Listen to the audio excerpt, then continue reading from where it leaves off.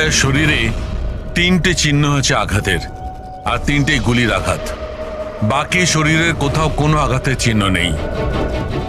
গুলির দাগ?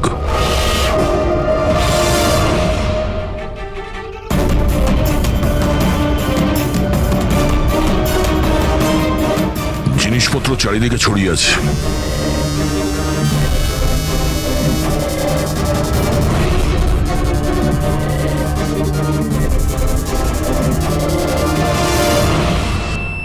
জায়গাটার পরিস্থিতি দেখে মনে হচ্ছে ওদের মধ্যে হাতাহাতি হয়েছিল খুব। চোর গাড়ি চুরি করবে বলে গ্যারেজে ঢুকেছিল, মনীশবাবু দেখে ফেলে, আটকাবার চেষ্টা করেছিল, তারপরে হাতাহাতি হয়। আর হাতাহাতির মধ্যে যেই কার চোর সুযোগ পেয়েছে অমনি মনোজবাবুকে গুলি করে দিয়েছে আর কার নিয়ে পালিয়ে গেছে। স্যার, হ্যাঁ স্যার এর বুলেটটা দেখুন, লেজার বা ওয়াটার গানের। জানতে হবে এটা কি ধরনের কার চোর যে এত হাই এন্ড গান ইউজ করে। তাও আবার সেকেন্ড হ্যান্ড গাড়ি চুরি করার জন্য। হ্যাঁ, যে এত দামি গাড়ি ছেড়ে এই সেকেন্ড হ্যান্ড গাড়ি চুরি করে পালিয়ে গেছে। ডক্টর সালুকে, মনে হচ্ছে এখানে হাতাহাতি তো হয়েছিল, তাহলে কিছু না কিছু প্রমাণ নিশ্চয়ই পাওয়া যাবে যার থেকে ওই কার চোর সম্পর্কে জানা যাবে। তুমি ঠিক বলেছো দয়া। আমি একটা কাজ করি, আমি এই পুরো জায়গাটা ভালো করে চেক করি। দেখুন, যা হয়েছে সেটা তো পাল্টানো যাবে না, কিন্তু আপনার সাহায্য ছাড়া ওকে ধরা যাবে না। সাহস রাখুন। ওই গাড়িতে কিছু দামি জিনিস ছিল? না, কোনো দামি জিনিস কিছুই ছিল না। ওই গাড়িটা তো মনোজ 2 দিন আগে কিনে এনেছিল। কোথা থেকে কিনেছিল এই গাড়ি? ভিকার বাজার থেকে। আর ও একবারই চালিয়েছিল ওই গাড়িটা। পঙ্কজ, ট্রাফিক পুলিশ আর কন্ট্রোল রুমকে ফোন করো। এই গাড়িটা যেখানেই দেখতে পাক সঙ্গে সঙ্গে যেন আমাদের ইনফর্ম করে, ঠিক আছে? আর পূরবী, আমাদের রেকর্ড দেখে জানো যে এই ধরনের মর্ডার্স অপারেন্ডি করার মতো কার চোর কে আছে। আর হ্যাঁ, এখানে যত লোকাল কার চোর আছে সবার ব্যাপারে জানো। স্যার,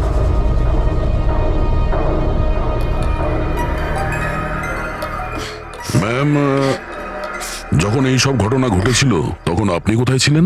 আমি মার্কেটে গিয়েছিলাম, আর ও আজই অফিস থেকে তাড়াতাড়ি চলে এসেছিল। বলল ওর শরীর খারাপ। আর যখন আপনি ফিরে এলেন তখন বাড়িতে আপনার কিছু অদ্ভুত মনে হয়েছিল? না, তেমন কিছুই নয়। স্যার, ক্রাইম ব্রাঞ্চ থেকে জানতে পেরেছি যে এই গাড়িটা ছাড়া আরো 3টে গাড়ি চুরি হয়েছে। স্যার, একটা তো বিনয়ের গাড়ি, যেটা ভুয়ো ট্রাফিক গার্ড মিথ্যে ড্রিঙ্ক অ্যান্ড ড্রাইভ কেস বানিয়ে নিয়ে গেছে, কিন্তু বিনয় ড্রিঙ্কই করেনি।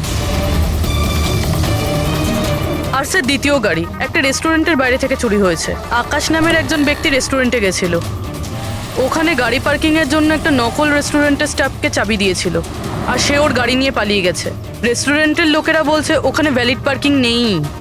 আর স্যার, তৃতীয় গাড়ি রাস্তায় স্ত্রীর জন্য অপেক্ষা করছিল। ওনার বক্তব্য একজন লোক এলো আর ওনাকে বন্দুক দেখিয়ে ওনার গাড়ি নিয়ে চলে গেল। আর এই গাড়িগুলো সব সেকেন্ড হ্যান্ড ছিল। অদ্ভুত স্যার, সেকেন্ড হ্যান্ড গাড়ির পিছনেই পড়ে গেছে। আরেকটা কথা স্যার, এই সব গাড়ি কিন্তু ভিকার ডিলারের থেকে কেনা হয়েছিল। অদ্ভুত ব্যাপার, যতগুলো গাড়ি চুরি হয়েছে ভি কার থেকে কেনা হয়েছে। আচ্ছা, কি এমন ছিল ওই সেকেন্ড হ্যান্ড কারে যেটা পাওয়ার জন্য কেউ কারোর খুনও করতে পারে? ভি কার ডিলারের সঙ্গে কথা বলতে হবে।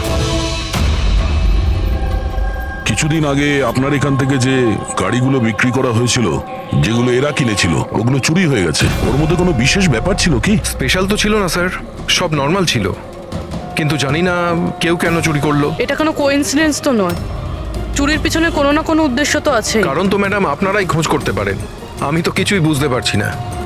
এই গাড়িগুলো তোমার কাছে আসে কোথা থেকে? স্যার, আমি এই বিজনেসে নতুন, তাই আমার খুব বেশি কিছু জানা নেই। অদ্ভুত ব্যাপার, এটা তোমার বিজনেস আর তুমিই জানো না কার কোথা থেকে আসে? এগুলো চুরির গাড়ি ছিল কি? না না স্যার, এ কি বলছেন স্যার? আমার বাবার খুব নাম আছে এই শহরে, আর পুরনো গাড়িকে নতুন করে বেচবার ওনার খুব নাম আছে। তাহলে এই বিজনেসটা হলো গিয়ে তোমার ড্যাডে? হ্যাঁ স্যার, কোথায় তোমার বাবা? কিছুদিন আগে হার্ট অ্যাটাকে ওনার মৃত্যু হয়েছে, আর সেই জন্য আমাকে আমার চাকরি ছেড়ে এখানে আসতে হয়েছে। ও সরি। আর এমনি স্যার, আমি এই বিজনেসটা ছেড়ে দেওয়ার প্ল্যান করছি, কারণ আমার খুব বেশি কিছু জানা নেই, আমি চালাবো কি করে। তোমার বাবা ছাড়া আর কেউ জানে না যে এই কারগুলো কোথা থেকে আসে? হ্যাঁ স্যার। স্টাফদের মধ্যে কেউ না কেউ তো আছে যে এই বিজনেসের ব্যাপারে জানে। হ্যাঁ, রাজু আছে, কিন্তু ওরও খুব বেশি কিছু জানা নেই। পুরনো গাড়ি কোথা থেকে আসে সেটা শুধু বাবাই জানতো। আর বাবার মৃত্যুর পর 5টা গাড়ি পড়েছিল, যেটা আমি অকশন করে দিয়েছি। তার জন্যই তো এত ঝামেলা। এক মিনিট, তুমি এক্ষুনি বললে যে 5টা গাড়ি অকশন করেছিলে। হ্যাঁ স্যার। 4টে গাড়ি চুরি হয়ে গেছে, বাকি আছে একটা। স্যার চোর ওই 5 নম্বর গাড়িটাও চুরি করবে। অবশ্যই হতে পারে। তোমার ওই রেজিস্টার যার মধ্যে সমস্ত ডিটেলস রাখো, একটু ওটা দেখাও আমাদের। এই 4 জন ছাড়া এই 5 নম্বর কে যে গাড়ি কিনেছিল ওর অ্যাড্রেস চাই আমাদের। অমিত বাবু, আপনি জানলে অবাক হবেন যে আপনার গাড়ি চোরেদের টার্গেটে আছে। আমি ঠিক বুঝলাম না স্যার। মানে আপনার গাড়ি চোরেদের টার্গেটে আছে। যদি চুরি না হয়ে থাকে তাহলে হয়ে যাবে। আপনি প্লিজ অ্যালার্ট থাকুন। আপনারা এরকম কেন কথা বলছেন? আমার কার চুরির কথা আপনারা কি করে জানলেন? অমিত বাবু, আপনি 2 দিন আগে ভি কার ডিলারের কাছ থেকে একটা সেকেন্ড হ্যান্ড গাড়ি কিনেছিলেন। আপনার সঙ্গে আর সমস্ত যে গাড়িগুলো ওরা বেচেছিল ওগুলো সব চুরি হয়ে গেছে। শুধু আপনার গাড়ি চুরি হয়নি, আর চোর সেটা চুরি করতে চায়। অফিসার, আমি কোনো সেকেন্ড হ্যান্ড গাড়ি কিনিই নি, তাহলে চোর কি চুরি করবে? কি? কিন্তু ডিলারদের কাছে যে বায়ার্স লিস্ট ছিল তার মধ্যে তো আপনার নাম আছে। এই দেখুন, আপনার আইডি প্রুফ আর এই অ্যাড্রেস জমা আছে ওদের কাছে। স্যার, এই আইডি আর অ্যাড্রেস তো আমারই, কিন্তু স্যার আমি কোনো কার্ড কিনিনি। কাউকে অথরাইজ করেছিলে কেনার জন্য? না ম্যাডাম। আপনার আইডি প্রুফ আর লাইসেন্স চোরেদের কাছে কি করে গেল? জানি না স্যার। আপনার আইডি প্রুফ কোথাও রেখেছিলেন বা কাউকে দিয়েছিলেন? না স্যার, কাউকে দিইওনি আমি। হ্যাঁ, আমি ল্যামিনেশন করতে গেছিলাম কিছু ডকুমেন্টস, তো কিছুক্ষণের জন্য ডকুমেন্টস আমি দোকানে ফেলে চলে গেছিলাম। তো দোকানদার আমাকে ফোন করেন যে আমার ডকুমেন্টসগুলো পড়ে আছে, যেন আমি নিয়ে নিই। স্যার হতে পারে ওখান থেকে কেউ এই ডকুমেন্টস চুরি করেছে। হতে পারে, কিন্তু আপনাদের মতো বুদ্ধিমান লোক এরকম ভুল কি করে করেন? যদি ফেসে যেতেন না তাহলে বাঁচা মুশকিল হয়ে যেত। সরি স্যার, এবার থেকে খেয়াল রাখবো। ফেক আইডি দিয়ে গাড়ি কিনে আর বাকি গাড়িগুলোকে চুরি করে ও কি করতে চাইছে? স্যার ও যেই হোক, ওখানে গাড়ি নিতে নিশ্চয়ই এসেছিল। আর ওই সময় রাকেশ ছাড়া ওখানে যারাই ছিল তারা নিশ্চয়ই ওকে দেখেছিল। হ্যাঁ, দেখেছে তো নিশ্চয়ই। চলো ওখানে গিয়ে জানার চেষ্টা করি। 5টা সেকেন্ড হ্যান্ড গাড়ি, 4টে চুরি হয়েছে, বাকি রয়েছে একটা। সেটাও কেউ কিনেছে কিন্তু জানা যাচ্ছে না। বড়ই অদ্ভুত ব্যাপার না? স্যার, এই 5 নম্বর গাড়ি কেনার জন্য আইডি প্রুফ, অ্যাড্রেস প্রুফ সমস্ত কিছু নকল ব্যবহার করা হয়েছিল। স্যার ফেক আইডেন্টিটি দিয়ে গাড়ি কেনার কি কারণ হতে পারে? কারণ তো অনেক কিছুই হতে পারে পুরবি, কিন্তু আমাদের এর আসল কারণটা খুঁজে বের করতে হবে। আর সেই জন্য ভি কার বাজারের সমস্ত ইতিহাস ঘাঁটতে হবে।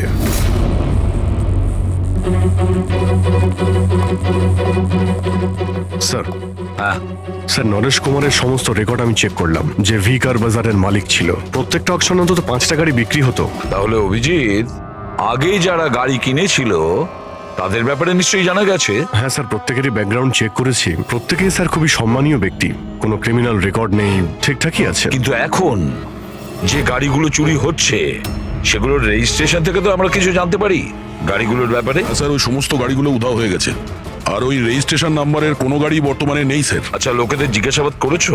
হ্যাঁ স্যার, জিজ্ঞাসা করেছি, কিন্তু স্যার ওনারা জানেন না যে গাড়িগুলো কোথায় হারিয়ে গেল। তাহলে আমরা খোঁজ নেব ওই গাড়িগুলো কারা চুরি করছে, যেটা পাওয়ার জন্য একটা খুন পর্যন্ত হয়ে গেল।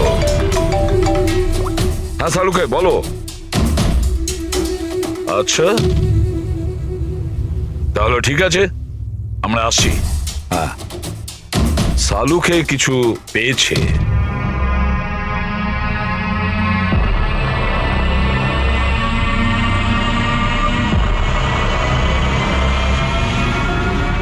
হ্যাঁ সালুকে বলো। বস, ক্রাইম স্পটে আমি এই পাতাটা পেয়েছি, যেটা একটা বাওবাব ট্রি এর। বাউয়া ট্রি? ওখানে আশেপাশে তো কোনো বাওবাব গাছ ছিল না। পাতাটা বাইরে থেকে এসেছে। স্যার হতে পারে এই পাতা খুনির জামায় লেগেছিল। হতে পারে। স্যার এই পাতার সাথে সাথে আরো একটা প্রমাণ পাওয়া গেছে। এই পোকাটা, এটাকে রাইনো বিটল বলে, আর এটা শুধু জঙ্গলে পাওয়া যায়। জঙ্গলের গাছের ব্রাঞ্চেস, স্টেমস আর ঘাসের স্তূপের মধ্যে পাওয়া যায়। এটাও হয়তো বাইরে থেকেই এসেছিল, হয়তো খুনির জুতো বা ড্রেসের মধ্যে লেগে।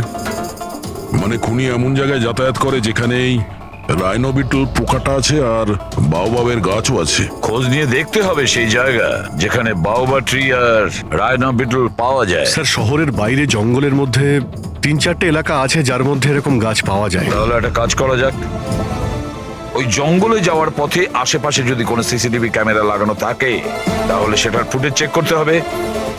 হতে পারে ওই খুনি চুরি করা ওই গাড়িগুলোকে নিয়ে জঙ্গলের দিকে যাচ্ছিল যেখানে বাওবা ট্রি আছে আর রাইনো বিটল পাওয়া যায়।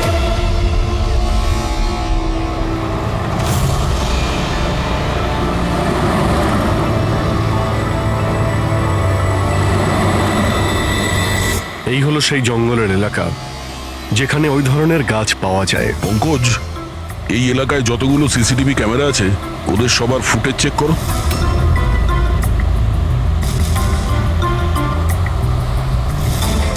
আরটিও সেন্টার, আমি ইন্সপেক্টর পঙ্কজ বলছি। আমি ট্রাফিক ক্যামসের ফুটেজ চেক করতে চাই। আমার পাসপোর্ট প্রয়োজন। হ্যাঁ,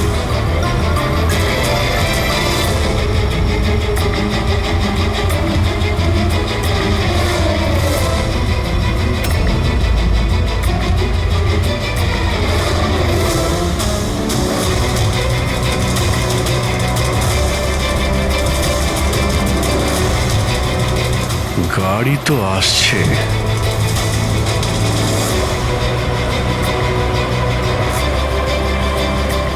স্যার রাস্তা তো এখানেই শেষ হচ্ছে, মনে হচ্ছে গাড়িগুলো এখানেই আছে।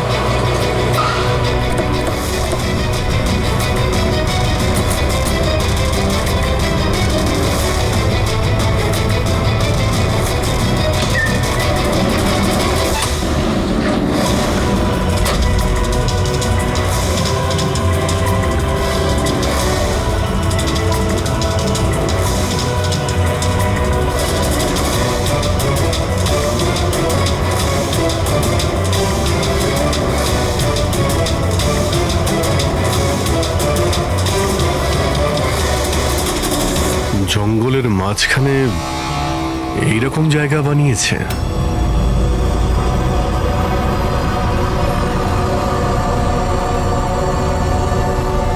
এখানে কোনো গাড়িও দেখতে পাচ্ছি না।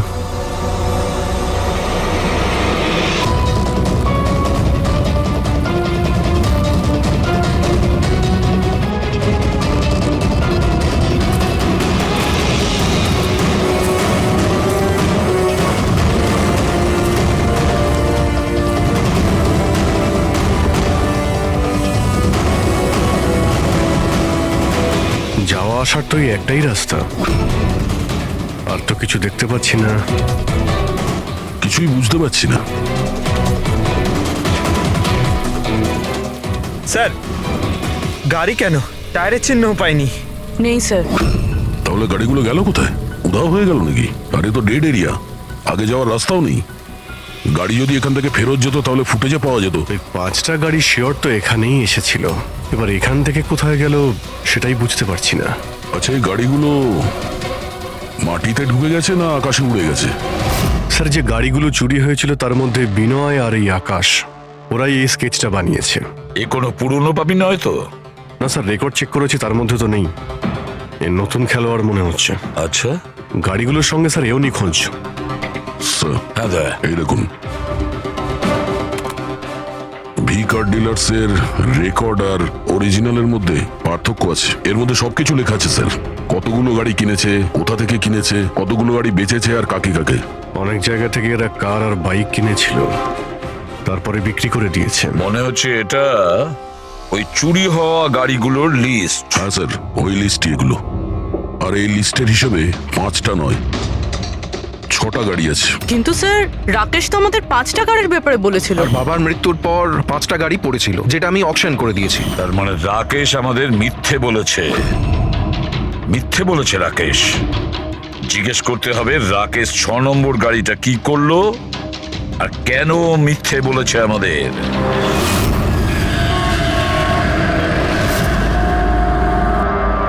স্যার, আমি আপনাদের মিথ্যে কেন বলবো? তুমি আমাদের ওই 6 নম্বর গাড়িটার ব্যাপারে বলনি কেন?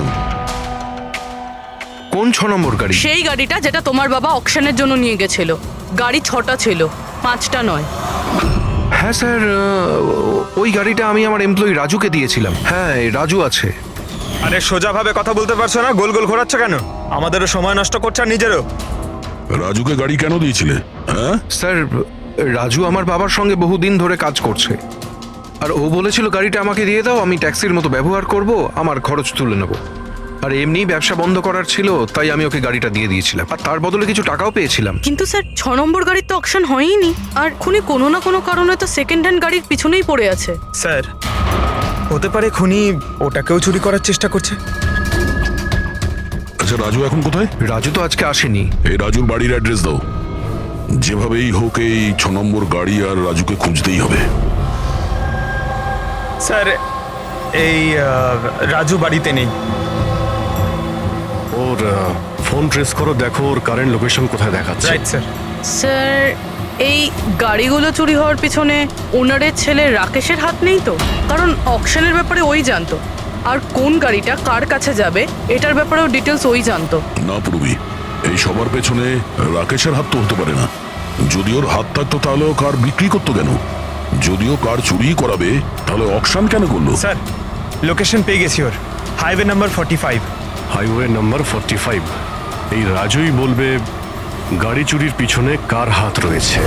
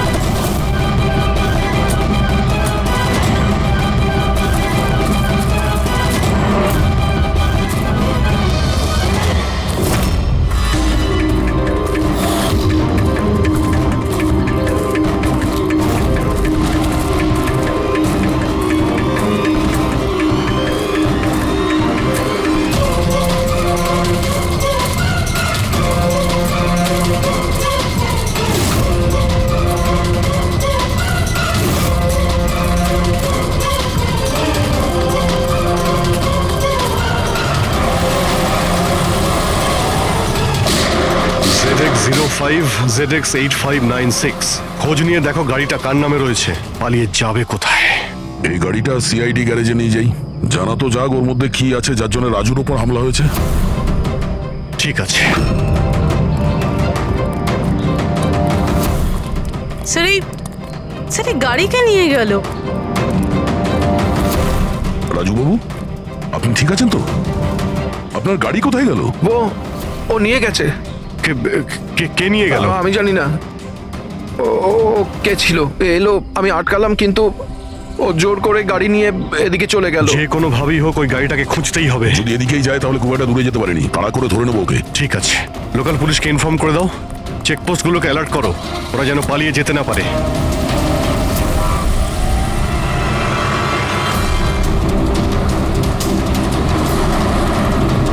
শহরের আউটার এরিয়া এটা, সামনে চেকপোস্ট আছে, আমার মনে হচ্ছে এদিক দিয়েও যাবে না, আমরা আগে থেকে বাঁদিকে নিয়ে নিচ্ছি।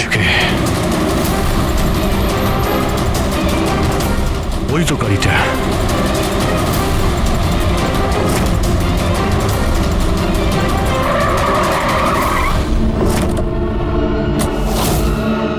বাইরে আয়, বাইরে আয়।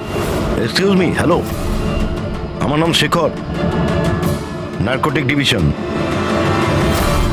আর এই গাড়ি চুরি করে নিয়ে যাচ্ছিলাম না আমি, এই গাড়িতে কোকেন লোকানো আছে, তাই নিয়ে যাচ্ছিলাম আমি।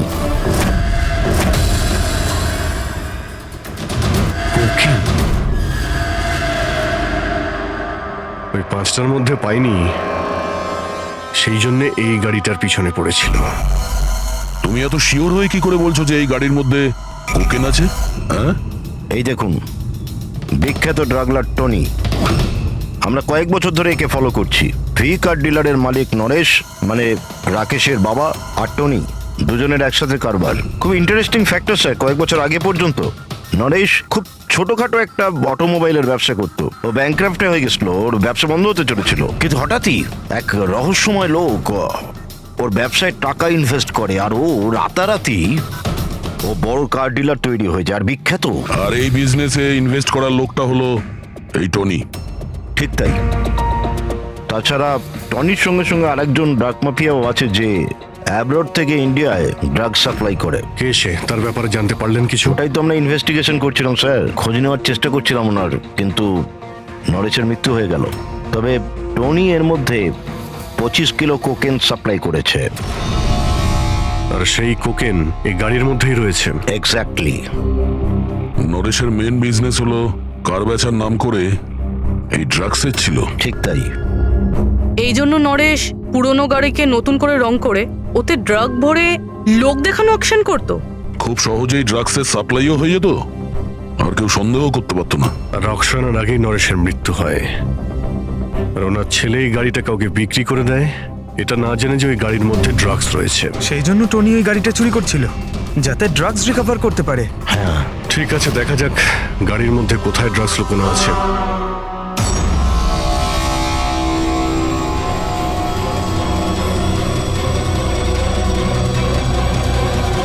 স্যার, ড্রাগস কোথাও দেখতে তো পাচ্ছি না। মনে হচ্ছে পুরো গাড়িটাকেই খুলতে হবে।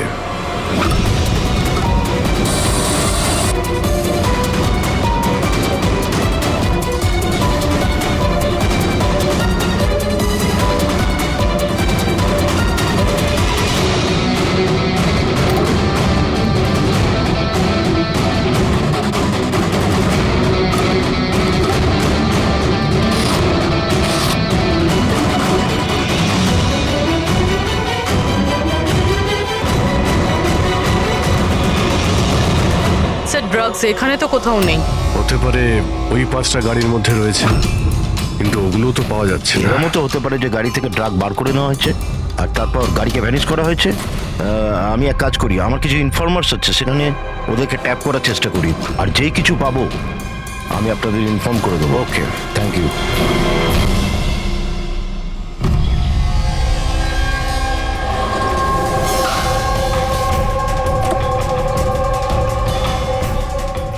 ইনফর্মার তো এই জায়গার কথাই বলেছিল।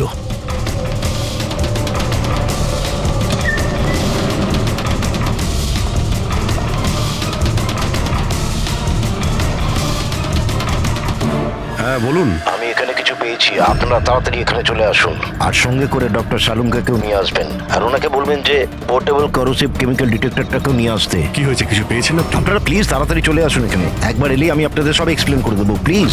Thank you.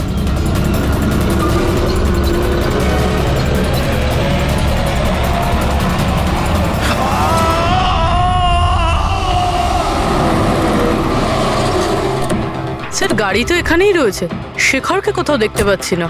ভিতরে গিয়ে দেখি।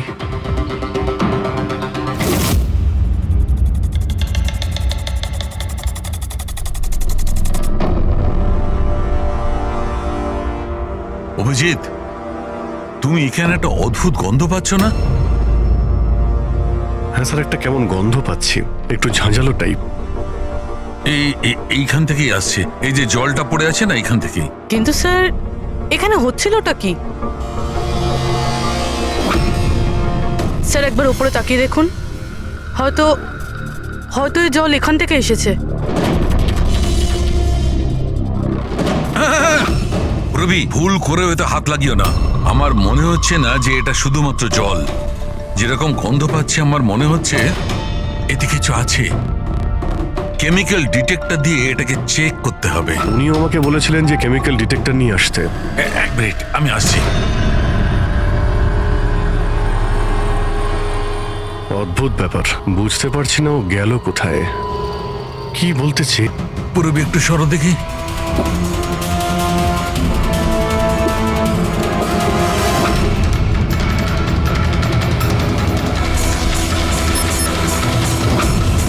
অভিজিৎ, আমার সন্দেহ একদম ঠিক ছিল। এটা শুধুমাত্র জল নয়, এটাতে খুবই পাওয়ারফুল আর সাংঘাতিক কেমিক্যাল মেশানো আছে, যা মুহূর্তের মধ্যে যে কোনো জিনিসকে গলিয়ে দিতে পারে। কিন্তু স্যার, আমরা তো কেমিক্যালের উপরে দাঁড়িয়ে আছি, আমাদের তো কিছুই হয়নি, জুতো একদম ঠিক আছে। অভিজিৎ, কপাল ভালো, কেমিক্যালটা এখনো কাজ করছে না, কম মাত্রায় আছে, তাই আমরা বেঁচে গেছি। অভিজিৎ, এই যে জলটা না, এই জলটা এখানে এই জন্য এসেছে যে এখানে ধোয়া হয়েছিল কেমিক্যালটাকে। কেমিক্যালটা এখানে কেন ইউজ করা হয়েছিল? কি হয়েছিল কি এখানে?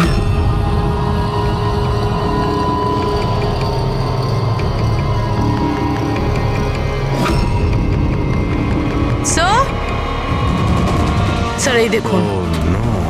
অভিজিৎ, এটা তো কোনো মানুষের হাত।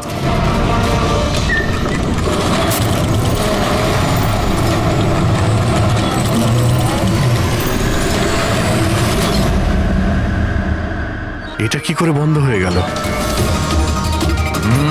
অভিজিৎ, দেখেছো? এই দেখো, এটা হচ্ছে একটা মেকানিক্যাল ডিভাইস।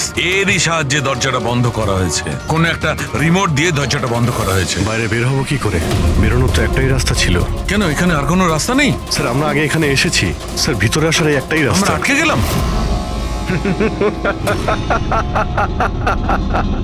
তোমরা তো ফেঁসে গেছো। তোমাদের সাথেও সেটাই হবে যেটা গাড়িগুলো আর শেখরের সাথে হয়েছিল। তোমরা কি করেছো ওর সঙ্গে? যে হাত তোমরা দেখেছিলে ওটা শেখরেরই ছিল। কে তুমি? কি চাইছো? দয়াকে ফোন করে বলো কি ও 6 নম্বর গাড়ি নিয়ে যেন এখানে চলে আসে। ওকে বলে দাও কোনো চালাকি না করতে, নাহলে প্রাণ চলে যাবে। কারণ এখানে সব রাস্তা বন্ধ আছে, যেটা আমার ইশারাতেই খোলে এবং বন্ধ হয়। বেশি ভাববার সময় নেই তোমাদের কাছে। এখন তুমি এবং তোমার বন্ধুদের প্রাণ তোমাদের হাতে আছে। আচ্ছা ঠিক আছে।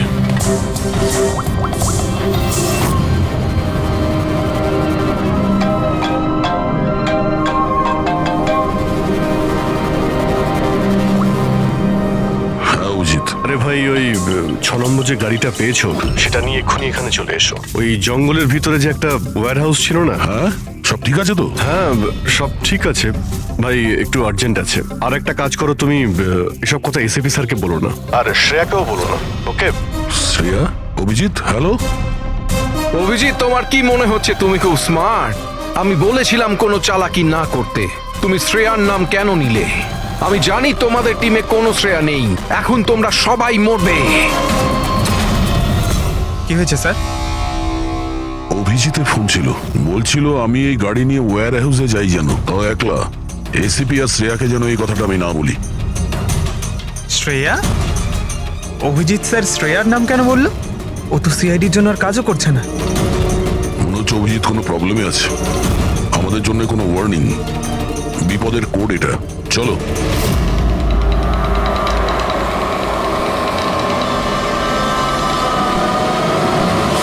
এই সরে এসো। পেছনে পেছনে। স্যার পিছনে সরে পেছনে। আসুন।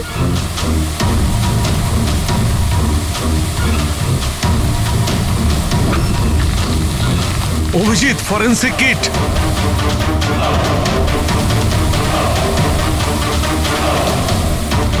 স্যার এখান থেকে বের হতে হবে। যদি এখানে থেকে যাই তাহলে আমাদের অবস্থাও ফরেন্সিক কিটের মতো হবে। কিন্তু কিভাবে?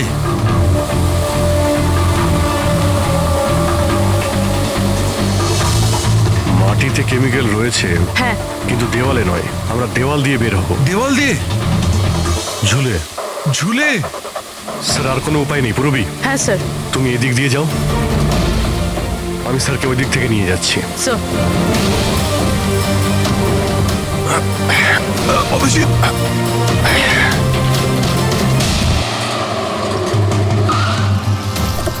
গাড়ি এখানেই আছে।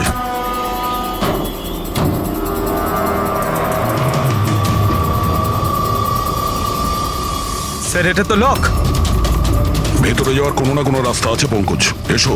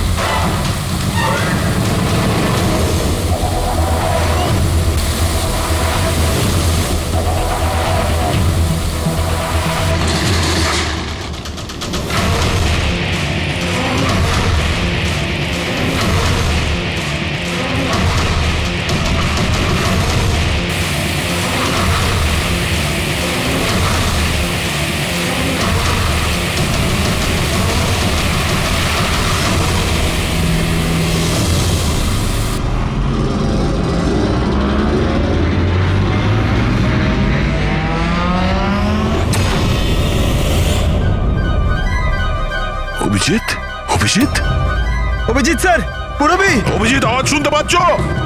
স্যার, আমার মনে হচ্ছে ওরা কিছু শুনতে পাচ্ছে না।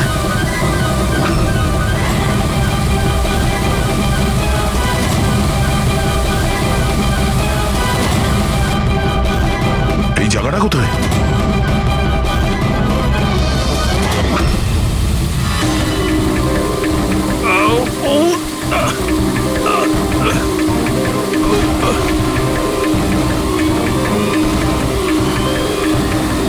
Sir sir sir!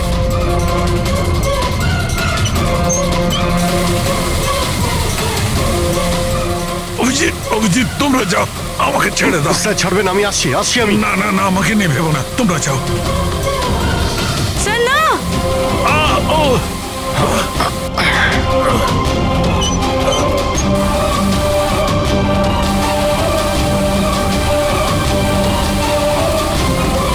Sir sir sir sir, হাত ছাড়বেন না স্যার।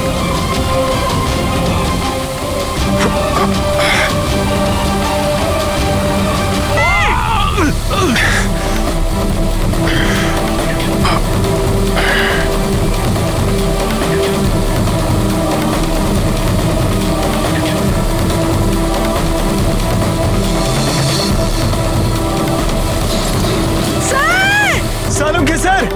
দেখো আশেপাশে কিছু আছে কিনা, তাড়াতাড়ি।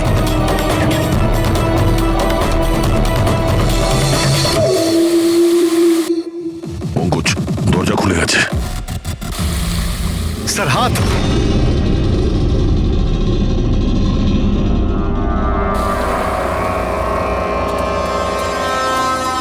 ডক্টর সামুকে,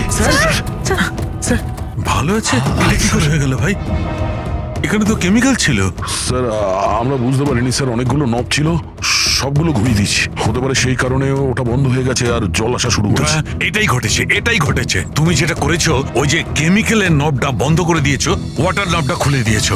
জল যেই পড়েছে, কেমিক্যালও ধুয়ে গেছে এখান থেকে। থ্যাংক গড, আমার হাতটা ভালো আছে। থ্যাংক গড স্যার, আপনার হাতটা ভালো আছে, না হলে ফরেন্সিকের সমস্ত কাজ সারিকাকে করতে হতো। আরে স্যার, আমি আপনার ভালোর জন্যই বলছিলাম। আরে স্যার,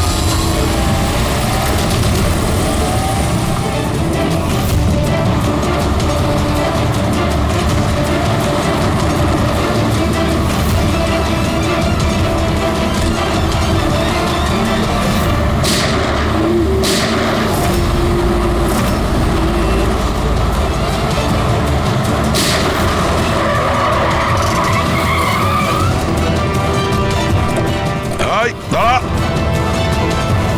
তুমি রাকেশ? তাহলে তুমি এই ড্রাগস র্যাকেটের মাস্টার মাইন্ড।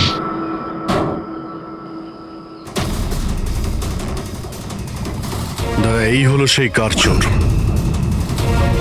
বাবা মারা গেছে তো ছেলে সামলে নিচ্ছে ড্রাগসের কারবার, হ্যাঁ?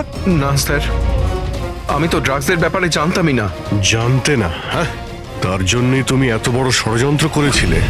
শেখরকে তো মেরেই ফেলেছো তোমরা, আর আমাদেরও মারার চেষ্টা করেছিলে। স্যার আমি না, এ আর টনির লোকেরা করেছিল। স্যার ড্রাগসের ব্যাপারে ওই বলেছিল, আর গাড়িগুলো ওই চুরি করেছিল। তাহলে তুমি এর সাথে কিভাবে? ও আমার কাছে এসে বলেছিল যে তোর বাবা গাড়িতে 25 কিলো ড্রাগস লুকিয়ে রেখেছে। 5টা গাড়িতেই খুঁজে নিয়েছিলাম, ড্রাগস পাইনি। 6 নম্বর গাড়ি কোথায়? ও, তখনই তুমি বুঝতে পারলে যে কোটি টাকার ড্রাগস তুমি তোমার এমপ্লয়ি রাজুকে দিয়ে দিয়েছো গাড়িতে, হ্যাঁ?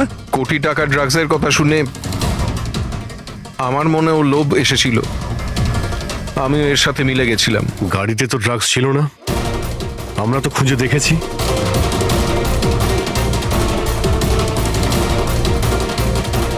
স্যার, ড্রাগস কারে নেই, কারটাই ড্রাগস। কি? গাড়ি ড্রাগস মানে কিভাবে?